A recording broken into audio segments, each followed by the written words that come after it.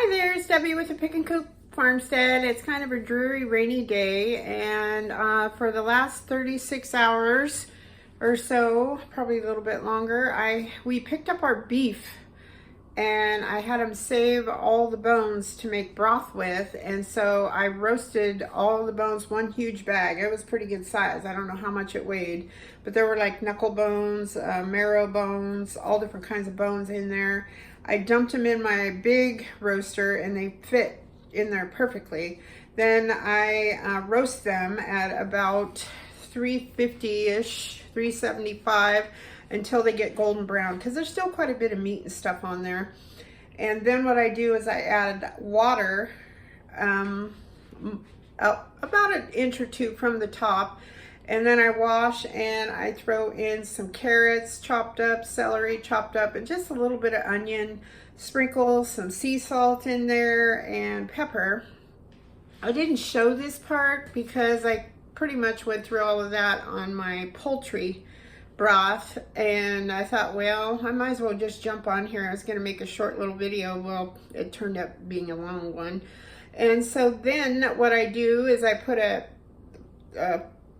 fold a big bath towel in 4 thicknesses, and I had to go to town yesterday. Yesterday was my town day, and so I put my bone broth in there after I take all the bones out, and then I pour it through a colander, and I get all the meat and the carrots and all the good stuff like that for Johnny, so that goes in a separate container. Then I just have my broth. So I like to put it in the refrigerator because then you get that thick cap of fat on there, and then I save that and I give that a little bit in Johnny's food because yes, he's spoiled. So anyways, I thought I would put my tripod on. I've already shown that I heated up my broth at room temperature, or not room temperature, just lukewarm. I heated up my jars, lukewarm, and my canner is lukewarm. So you want everything, excuse me, always the same temperature when you're pressure canning. All right, come along and we'll check. All right, so now I have skimmed most of the fat off of my beef bone broth. I roasted a whole big bag of beef bones. We got our steer back the other day. It just didn't have room in the freezer.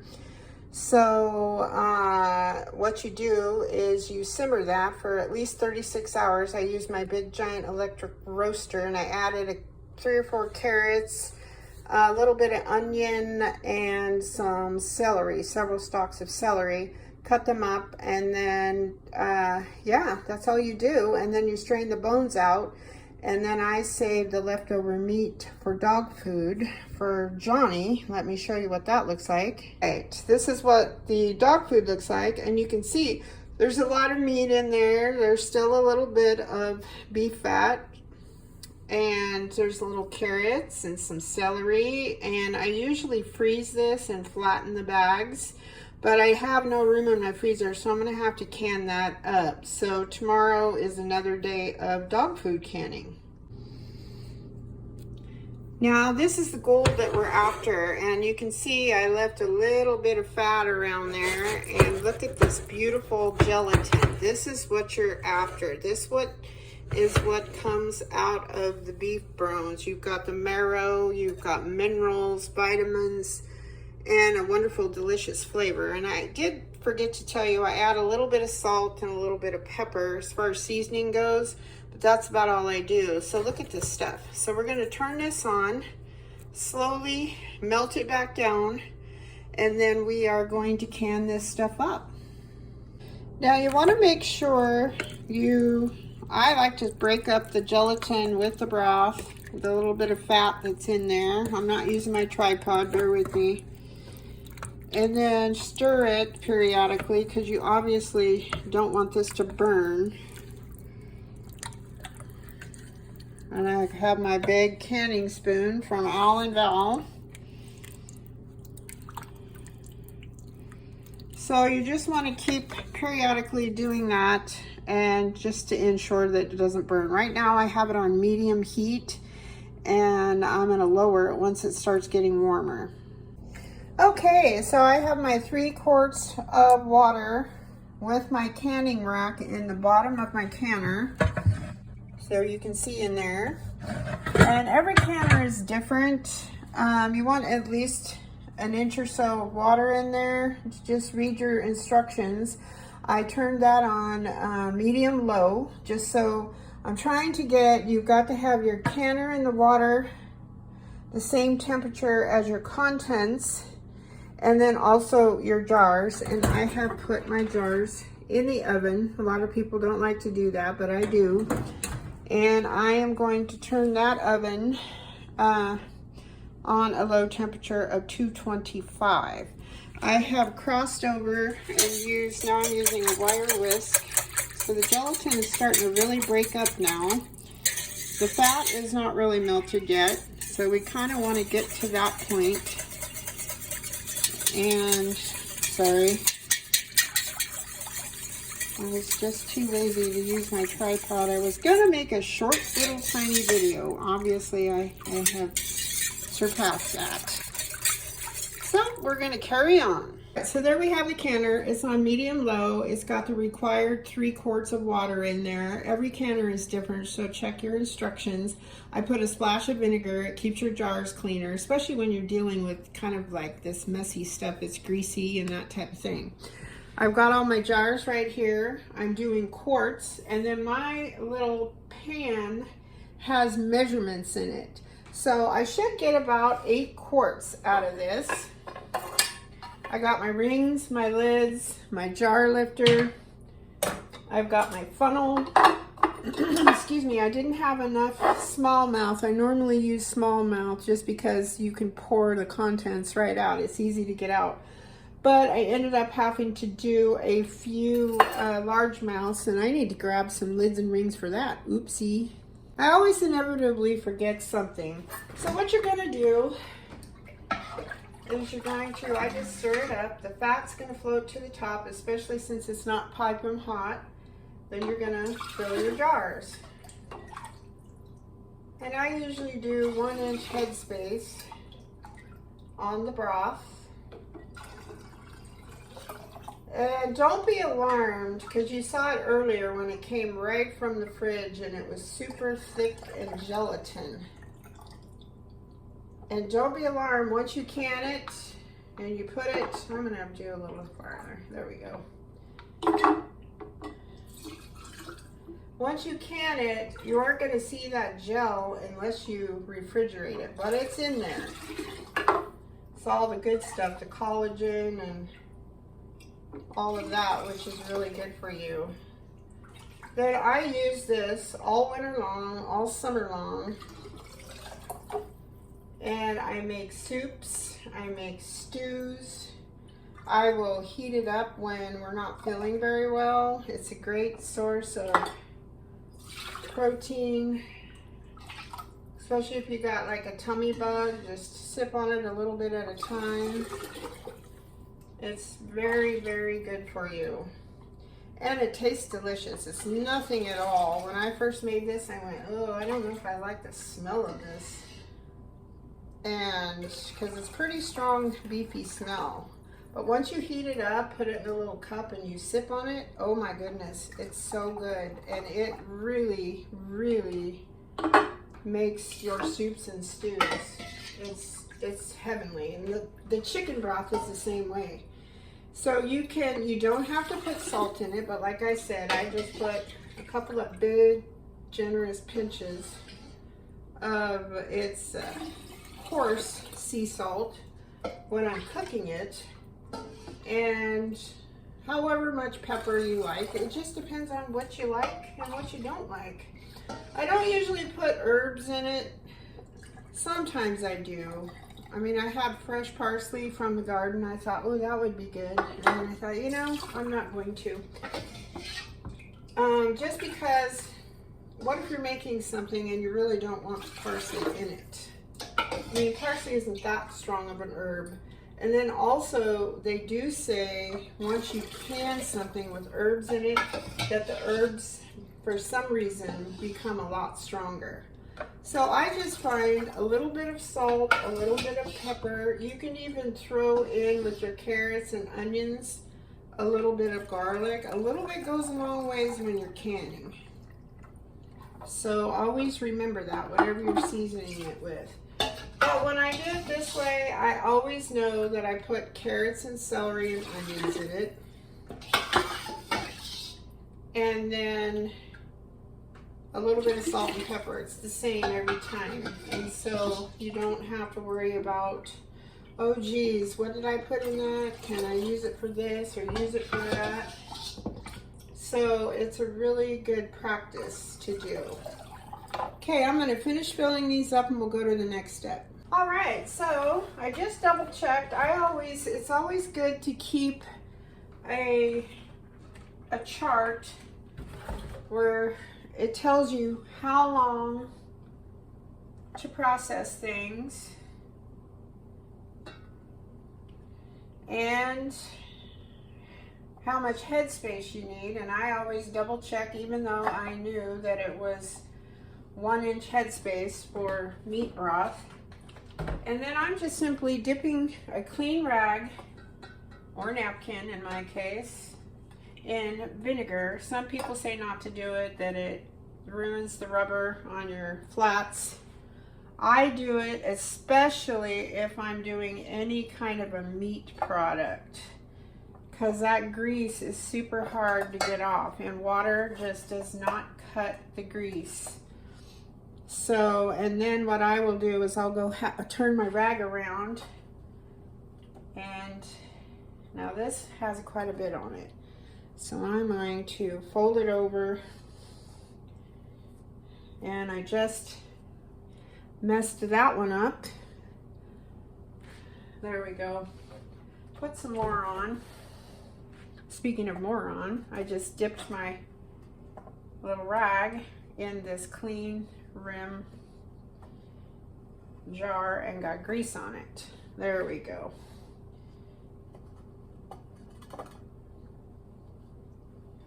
All right, one more. So just double checking everything. It's lukewarm, canner's lukewarm. I'm gonna put on my flats.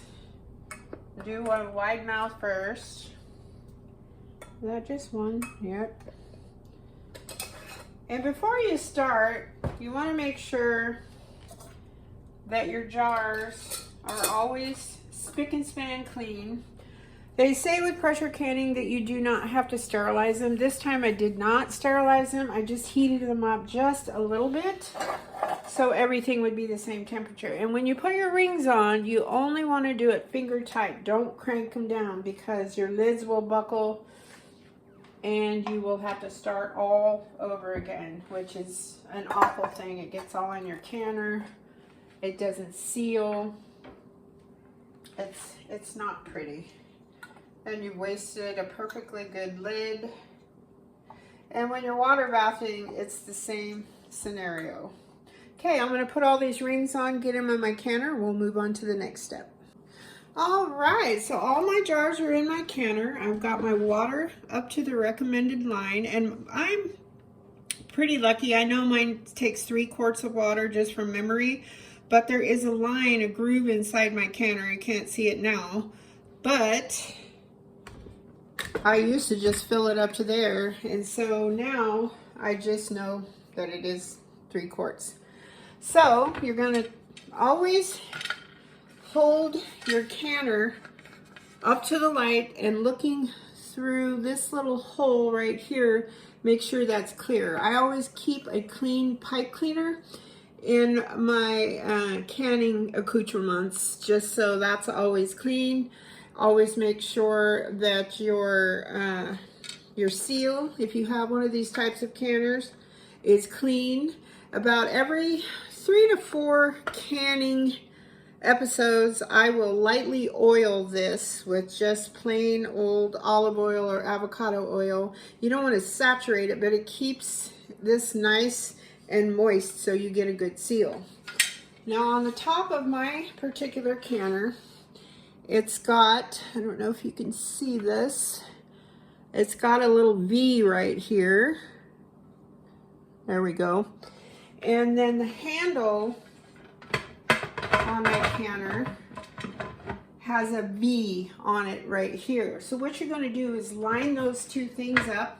It makes it so much easier. See how that just went on? And then I try to press down as I turn. There we go. Now what you're going to want, let me get this stuff out of the way here.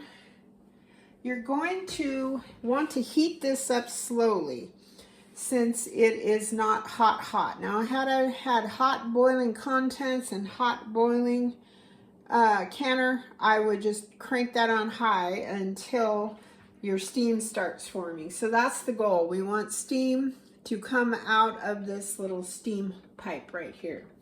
So it's on low right now. I'll probably turn it about medium since it's already lukewarm. And once we get to there, we'll just keep raising it up till we get up to where it's high enough where steam's shooting out. Then we'll move on to the next step.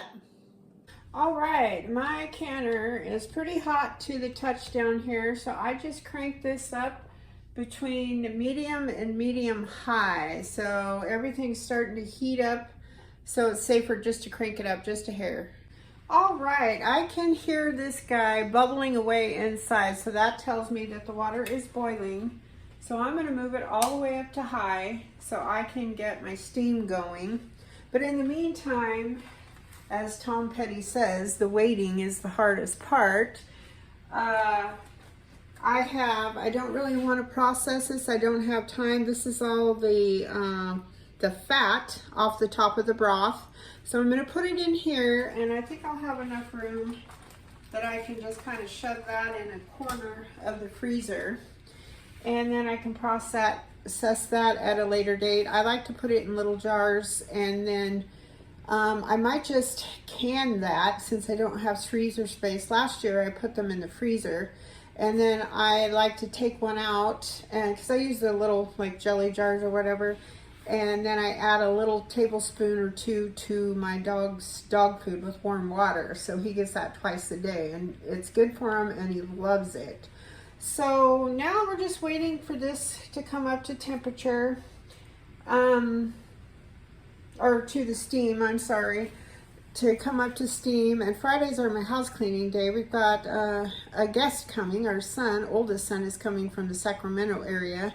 He's going to pick up his steer. Both of our sons, the younger and the older, are going to be going down and picking up their steers. They split one. We were crazies and got a whole one. So he'll be coming up, and we're having taco night tonight. A little bit more information than you needed to know.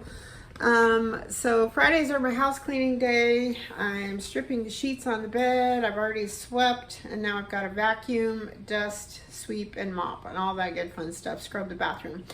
So I try to do that in between this. Right now I'm waiting. I'm in limbo because I'm waiting for the steam to come up, because that'll start here pretty soon. And once the steam comes up, it's a nice steady stream.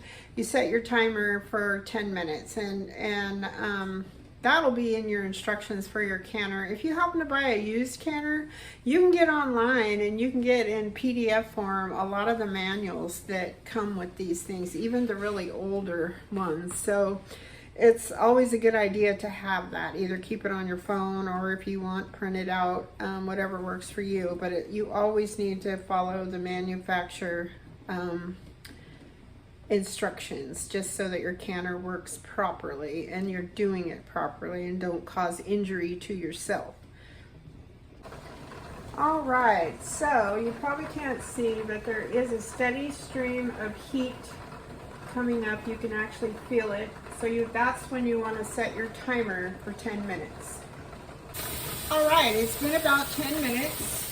And as you can see back here, there's a little safety valve. It is popped up, and this little rubber guy in the front, it's kind of hard to tell. He barely pops up. So that means that you are ready. You've got your 10 minutes, your safety valve is popped up. Then you're going to put your weight on. Your weight goes over the vent pipe, just like that. Don't be scared. Just keep your fingers out of the way of the steam. It's pretty hot by now. So I'm going to turn this around so you can see it. So what we're going to be doing is watching, this is a gauge canner, so we're going to be watching our gauge till it gets up to my altitude here, because we live at about almost 3,000 feet, so I go at 14 to 15 pounds of pressure. Once this gets up to that designated pressure, then you can start timing. And meat broths go for quarts 25 minutes. So it's not really that long of a time. Now if you were water bathing, it would take you a lot longer. So that's one of the reasons why I like pressure canning, just because you're getting a minimal amount of steam in your kitchen, especially in the summertime, and you don't have to keep adding water like you do a water bath canner.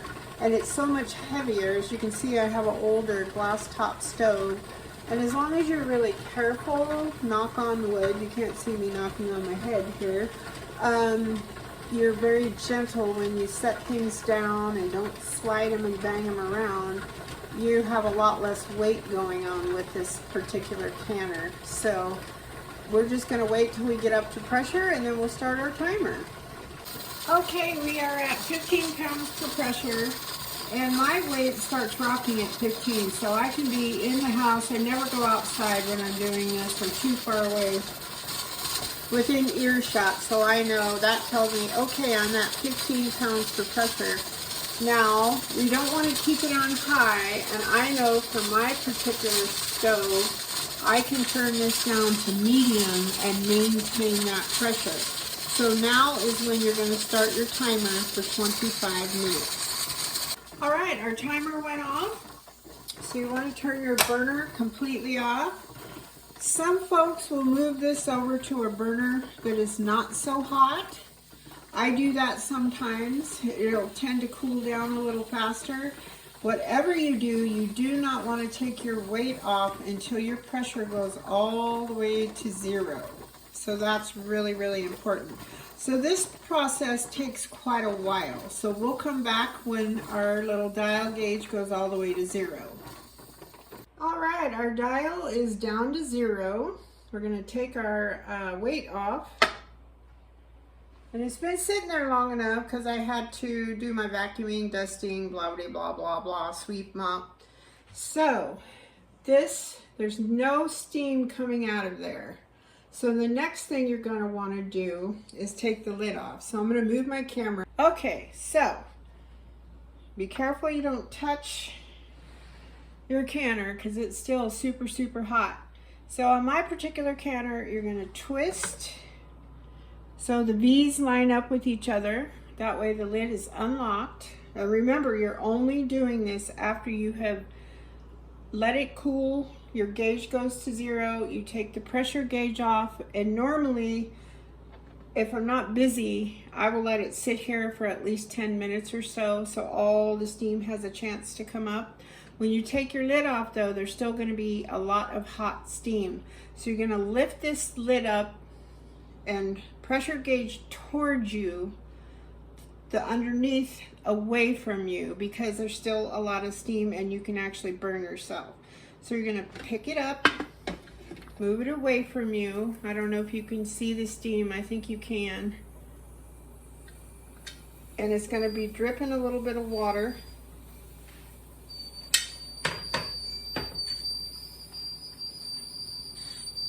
And I don't know if you can hear that, but the jars are whistling. I've never heard them do that before.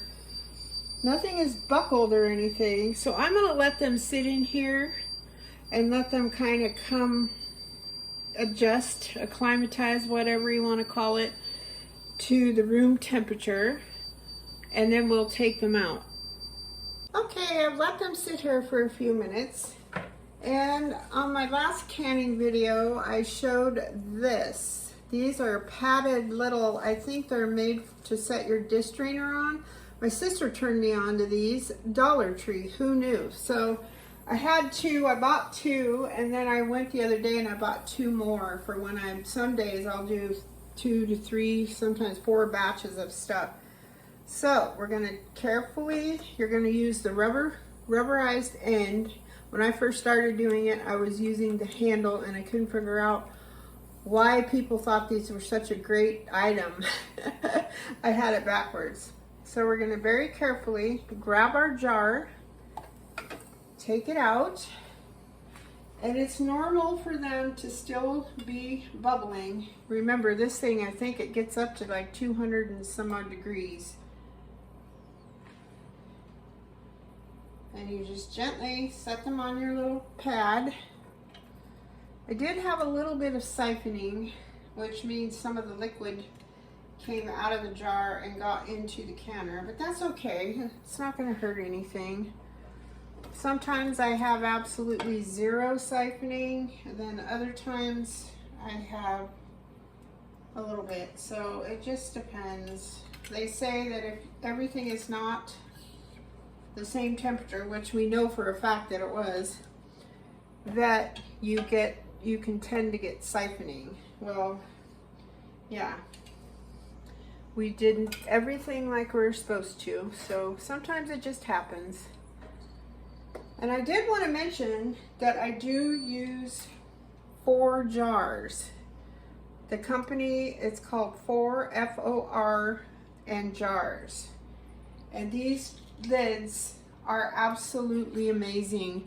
I only had one that did not seal, and it was operator error. I forgot to wipe the rim of that particular jar, and once I had them in the canner and it was going, and I'm like, I think I missed a jar, but there was at that point no way of telling which jar it was. Well, the jar told on itself, so it did not seal. Other than that, they all seal really, really well. So what I do from this point is I let them sit here, and I let them sit until tomorrow. You only have to do it for, like, I think they recommend 16 hours, but I try to do a full 24. I will take the rings off, and I have another video on checking the seals and cleaning the jars. And then I make sure all the little buttons in the middle are depressed down instead of up. That's a good indicator. And then I kind of hang on to just the flat part, because remember, you've taken the rings off, and kind of jiggle it. Don't hold it up too high in case it is not sealed, it will come off. So I do that, and once I'm assured that they're all sealed, then I take them over to the sink and I scrub them off with hot soapy water, and then I rinse them, and then I'll set them out and let them dry on a towel. And then once that's done, then I go ahead and mark. I just put BB broth. That way I know it's beef bone broth, and then I put today's date on there. And then I just store them, and that's all there is to it. It's super, super easy. And most people, when they go get a steer butchered, unless they're canning their own stuff, they usually don't think to ask for the bones. This time I asked for the bones, the fat, so I can render it down into tallow, and I even asked for, you're probably going to get a little squeamish, but I asked for the kidney, the liver, and the tongue. And yeah, so I'm gonna make dog food out of all of that. I'm not a big liver fan at all. The hubby likes liver and onions, but I can't even stand to cook it, the smell of it. So it ought to be interesting. I think I'm gonna raw pack it for my dog and then can it. That way I don't have to really smell it cooking. So I'm kind of, yeah, I'm trying to figure out how I'm gonna do that. But I think I will raw pack it and dry pack it, meaning there's no liquid in there. And then that way he'll have some delicious dog food, homemade dog food. I thought of dehydrating some of it so he can have some treats. I don't know if I can stand the smell, so I don't know. I don't know what cooking kidney smells like. I have no idea.